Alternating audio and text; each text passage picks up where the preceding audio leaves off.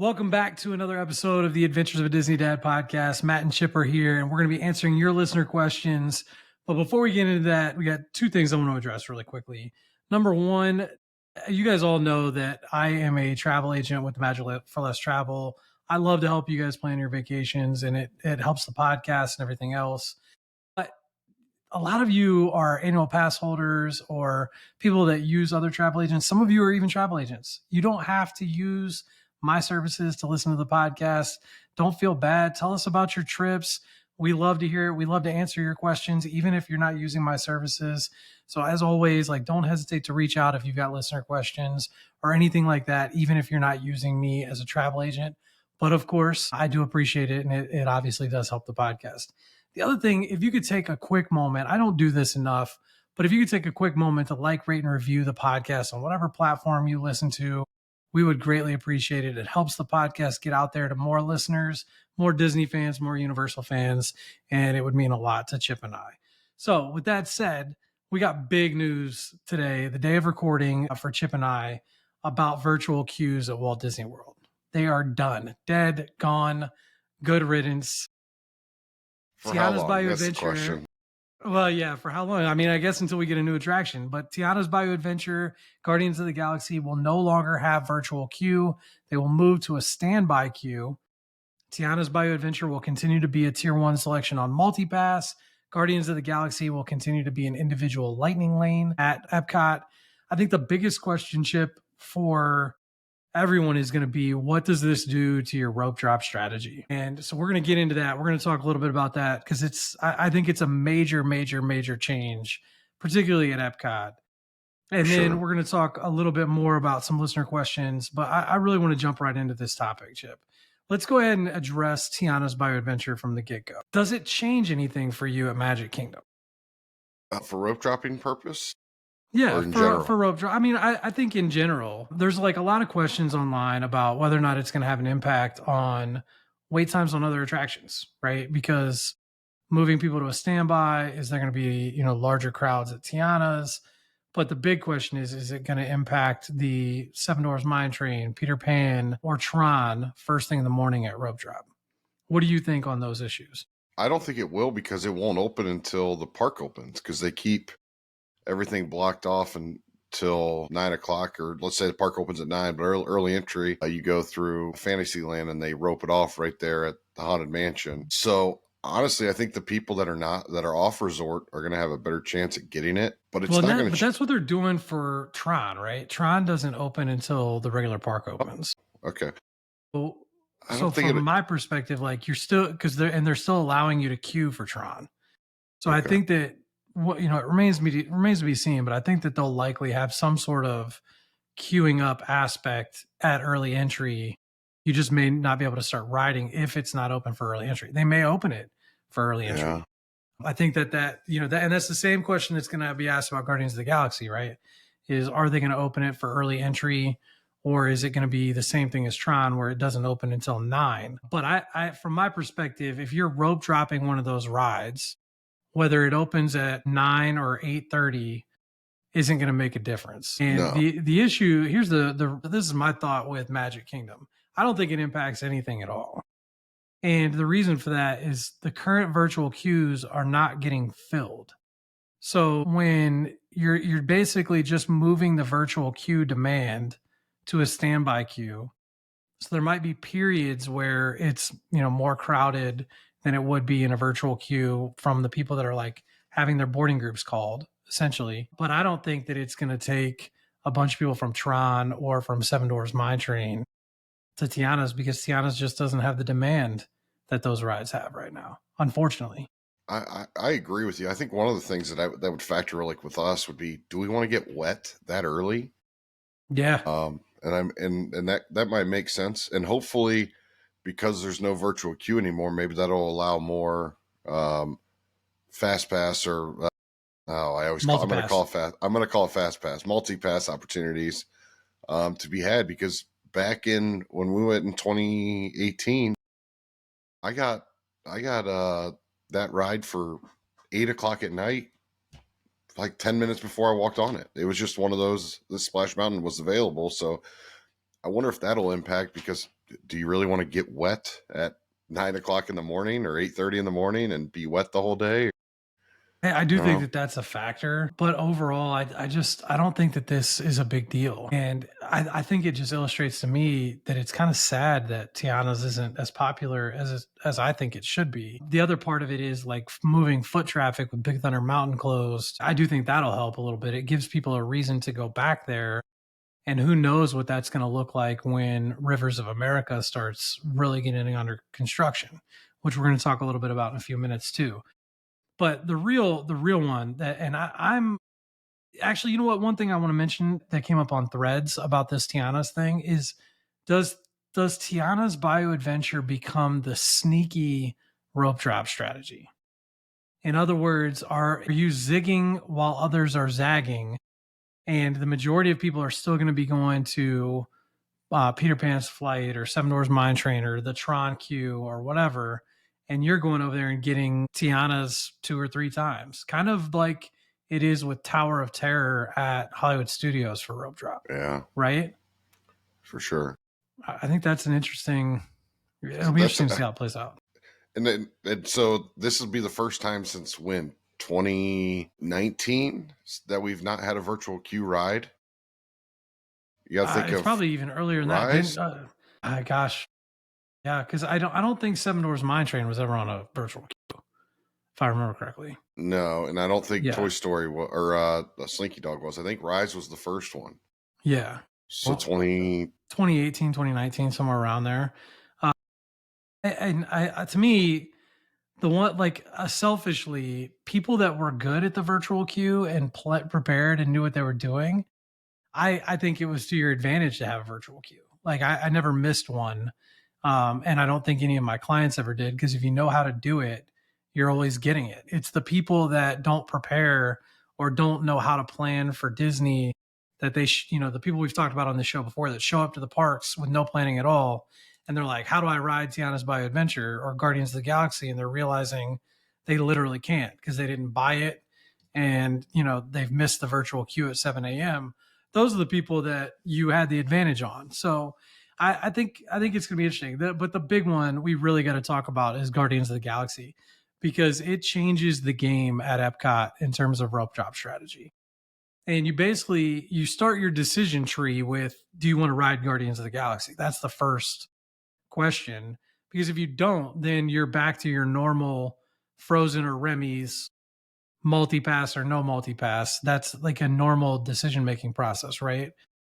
But I think you're really coming down to, with Guardians, the first question you have to ask, assuming you want to ride it, is, do you want to buy the individual lightning lane or do you not? If you don't buy the individual lightning lane, you have to rope drop it.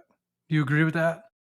Oh yeah, I And mean I think, that or you're wasting what 3 hours. how long do you think? I feel like we should almost take a bet. How long do you think the opening week standby queue is gonna be Two and a in half terms of hours. hours? 2.5 Two and a hours half? is probably the over under. Like of um, I would think, right? I would have guessed between 2 and 3 hours. I think I talked to Josh in the parks on threads about that a little bit. What really fascinates me about this decision is they did this right before spring break. And I Yeah. don't understand why you don't wait until after spring break's over, because there's a chance peak spring break Guardians could be 4 hours. I could see it.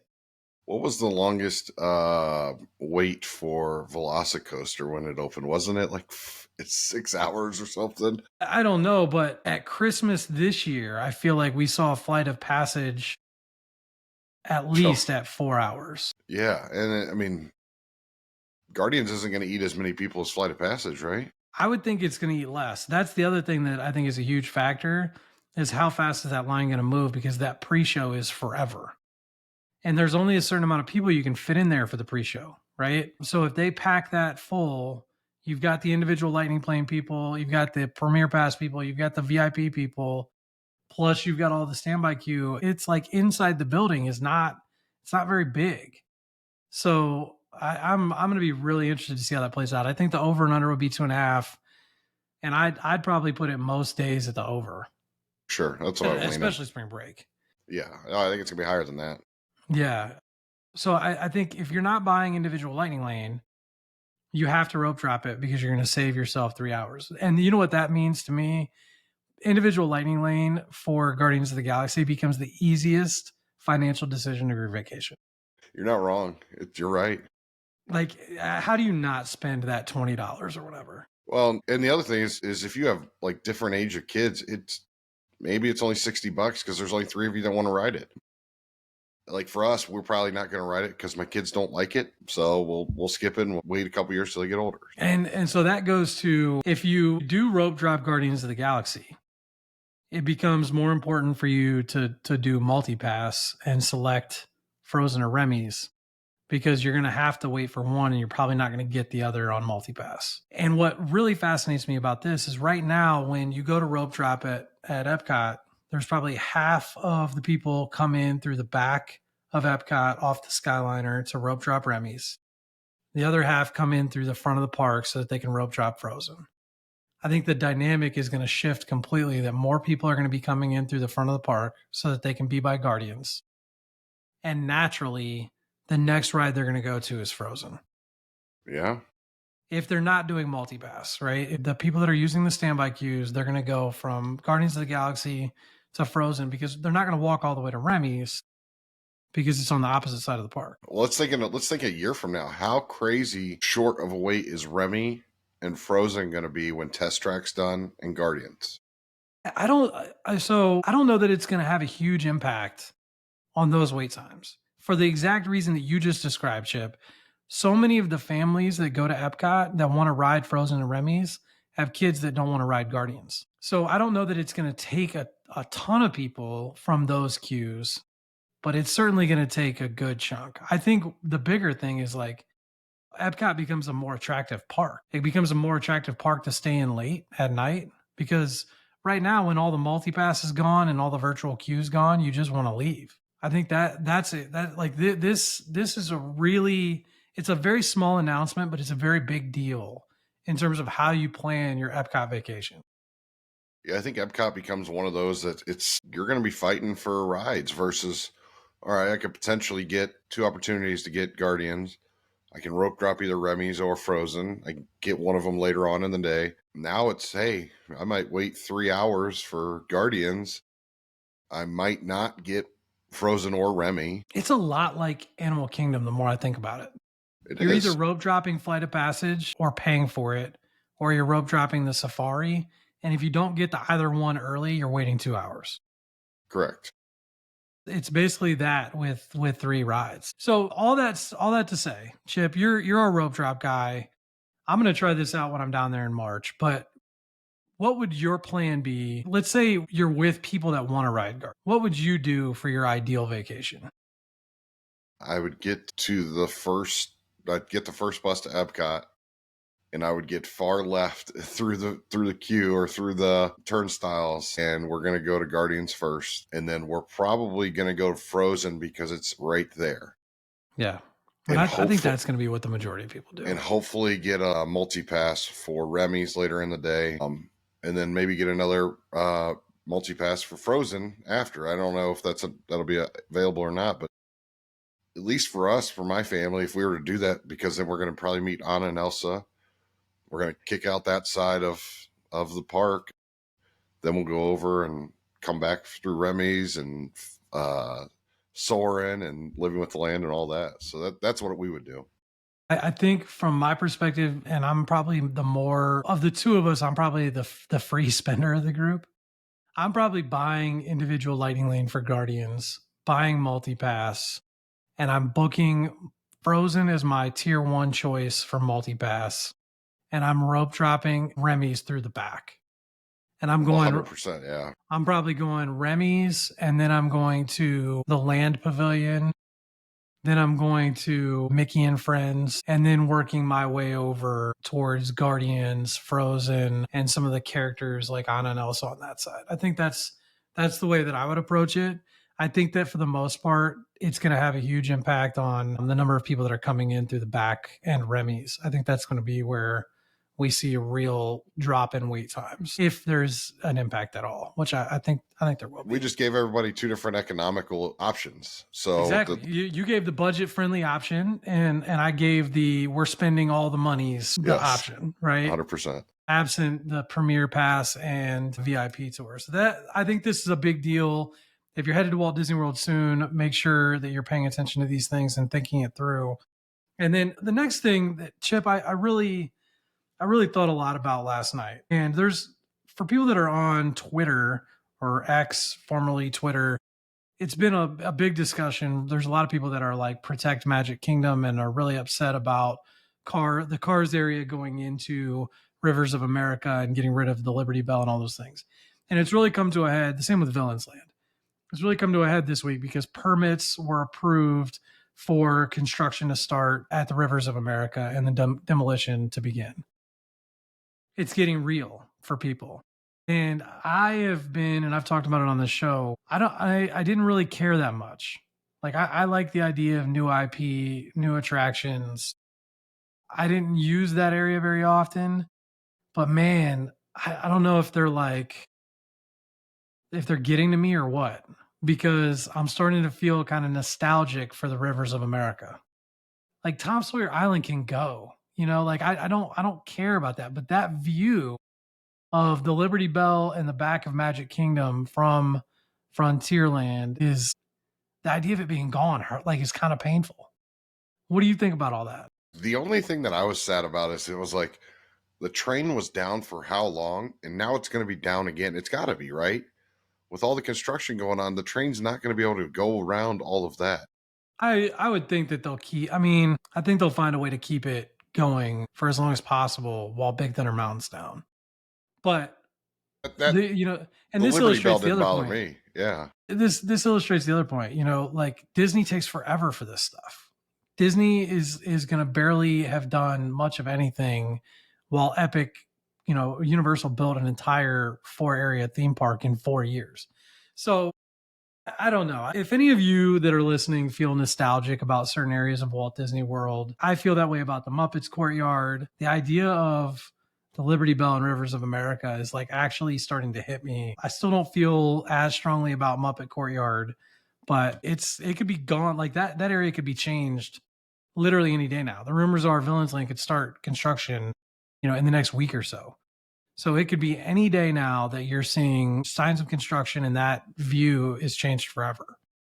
So they haven't announced what exactly is going on in there, correct? It's just, they're basically, my understanding is when you look at the concept art overlaid over Rivers of America, it's becoming a dirt area for the Cars area. It is all the water is going to be gone. But is it the same as Disneyland? No. Okay. Like, at least from the concept art and like the ride description is it's going to be different. It's going to be through like a frontier type area that'll tie into that land. But that's what I thought. Yeah, is D23 concept art still. So who knows? So we're going to jump into our listener questions. We've got a few. One that I think is becoming more important as we're jumping into Epic Universe opening May 22nd. Split stays between Universal and Walt Disney World. We're seeing interest in split stays. People wanting to go to Universal are really, really spiking right now. And the question is, if I go to Universal for 2 or 3 days, because right now, if you buy Epic tickets, you can only get 1 day of Epic with either 2 or 3 days at the older parks, Islands of Adventure and Universal Studios Orlando or Volcano Bay. If you're only going for 2 or 3 days to Universal, do you want to do a split stay, or do you just stay at your Disney resort and Uber or Lyft back and forth? And Chip, I feel like this isn't necessarily something that you guys do very often. So I'm going to answer this one quickly.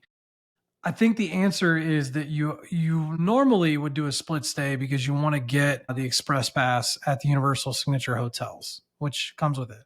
But right now, those don't include Epic Universe. So it becomes less important to stay at Universal. But what I realized on my recent trip where I stayed at Universal for 5 days and went to Disney a lot is those Ubers are expensive. It was like $50 every time I wanted to make a one-way trip from Universal to Walt Disney World. And if you hit that peak, time where they shift up the price, it was even worse. And I had one, Chip, I think I complained to you about this. I had one where going from Universal to Animal Kingdom took me over an hour. Yeah, I remember that. It was awful. So I think to me, and the Universal hotels are less expensive. They're great quality. There's great dining at their hotels. I would absolutely do a split stay. I agree. And I would honestly say, man, and this is kind of a knock at Disney in terms of their water park. Volcano Bay is not a miss. If Mm-hmm. you're going in the summer, like my kids watch the YouTube videos. We haven't been there, but watching the YouTube videos, I want to go to Volcano Bay because it looks like a water park theme park versus just a water park. Yeah, they do call it a theme park too. They I know. do. They're adamant about that. I don't know if I'd give them the theme park crown for Volcano Bay, but it is special and it's incredible. That there's no question about it. But you can get more for your money in terms of hotel at Universal. And so I think that like doing the split stay and only really having to transition between that big of a distance one time during your trip, I think would make it a lot easier for you. So that's definitely what I would recommend. And I don't think it would even be close to me, especially if you've got kids. Like For just do the sure, split yeah. stay. The next one was a really fun listener question, Chip. And I want to start with you to answer this. If you had to pick one enchanting extra for your trip, and we're going to go ahead and with your family, you know you're going to spend the money on one of them, but you can only pick one of these three. Which would you pick? Starlight Safari, the fireworks dessert party, or Keys to the Kingdom tour? Are You all could of my even rank kids. them if you prefer, but which one would stick out to you that you'd want to do? Keys to the Kingdom is probably number one, Interesting. but there's a big caveat with that is your kids have to be, I think, 18 or I don't remember 16. if it's still 18 or not. I know that there is an age limit There's an though. age, so that's kind of what holds me back. But Keys to the Kingdom would probably be number one, with the fireworks dessert party very, very close behind. The Starlight Safari sounds really cool, but I'm also worried about the animals might not be there at night. Like they might be sleeping, and nothing's guaranteed. You and I have done the elephants, and for the first 20 minutes we were like, were we going to see an elephant? And then the last 20 minutes it was unbelievable. I do think that there's a reason the price is different on that. Like I believe that they have a lot more of the animals not necessarily out but visible during the Starlight Safari, which is why it's so expensive. And they do that enticing them with food and things like that towards the end of the night. But the to Chip's point, when we did Caring for Giants, the Caring for elephant Giants, yeah. tour, it's only $40 per person. And part of the reason why it's priced that way is because there are sometimes you don't see them at all. And we spent like the first, it's an hour tour, and we spent at least the first half not seeing anything. Like you could see one elephant way. What, 400 yards away? I mean, Yeah, that but it was. that felt like an absolute waste of money. And then the second half was like incredible because we had to see Baby Cora and stuff. But that's a really interesting the way that you ranked those, Chip. Well, And can I? So the Keys of the Kingdom. There's a reason why. Is I've had multiple friends say they've done it, and they said they would pay for it multiple times again. interesting. The fireworks dessert party, why it's also probably up there of 1A 1B, is the fact of we're going to get dessert, we're going to get some food, some snacks. We don't have to wait for the fireworks, and we would do the fireworks party after. That's just probably who we are versus I know you guys like to go before. You'd like to do the party before, Yeah. but that's just probably what we would do. But Keys to the Kingdom is something I've always wanted to do. I think that's why. So I love that. And I love that we've got like a little bit of a difference of opinion here. I would probably put the fireworks party first, Starlight Safari second, and Keys to the Kingdom third. And the only reason why I say that is like Keys to the Kingdom, I think would be something I would love to do if it was like you and I on a trip. Like Yeah, if you and we even tried. I think I tried to book it we when you and I were down there. That like to me is like you've got to be like really really into the Disney parks and the history and really wanting to get into that nostalgia because you're not it's not I think like kids just aren't going to be interested in it and some adults that don't care about the Disney history are not going to be interested in it. So like I don't think it'd be something my wife would want to prioritize for half a day.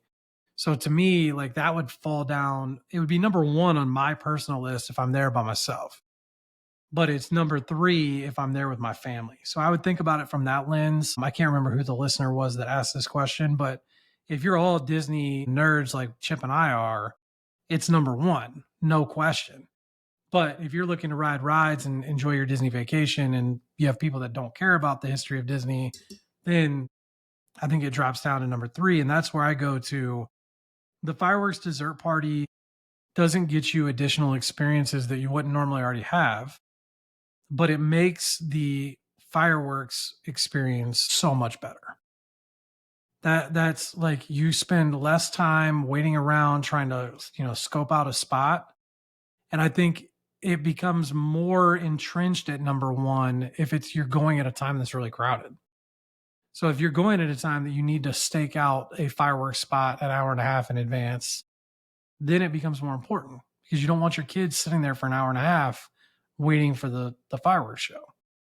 If you're going at a time where it's January or February and you can walk up to the fireworks 10 minutes before they start and weasel a spot, then maybe it drops down the list a little bit. But we've talked about this on the show before. I think you and I agree it's money well spent if you can put it into your budget without question. The Starlight Safari, I think, is really interesting to me. You tried to do that when we were down there too. And I've actually been trying to book it in March. So I didn't plan my March trip until I was within 60 days. So I missed the initial booking window to get it, and there's not been any availability since. But I really want to do that tour. And it's late at night, it's dark, it's with night vision goggles. You're basically doing, the Savannah Safari tour, the Kilimanjaro safaris, but with night vision goggles. And I just think it'd be really fun. Yeah. I don't know that I don't think that I would get a different experience than you would on the safaris. And it reiterates to me how irritating it is that the Savannah View rooms at Animal Kingdom Lodge don't have night vision goggles anymore. I think that's ridiculous.